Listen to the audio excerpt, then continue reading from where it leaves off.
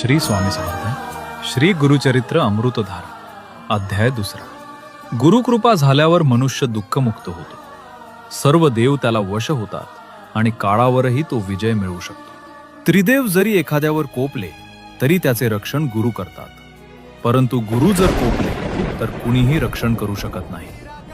नारायणांच्या नाभिकमळातून उत्पन्न झालेल्या चतुर्मुख ब्रह्मदेवाने कृत, त्रेता, द्वापार आणि कलियुगाच्या माध्यमातून सृष्टीची रचना करून सांगितले की जी व्यक्ती माता, पिता आणि गुरु यांची सेवा करील तिला कलीचे दोष लागणार नाहीत. गोदावरीच्या तीरावर आंगिरस ऋषींच्या आश्रमात पैल मुनींचा पुत्र वेदधर्म यांनी आपल्या शिष्य दीपकाची परीक्षा घेण्यासाठी स्वतः कुष्ठरोगी होऊन त्याला काशीला घेऊन गेले.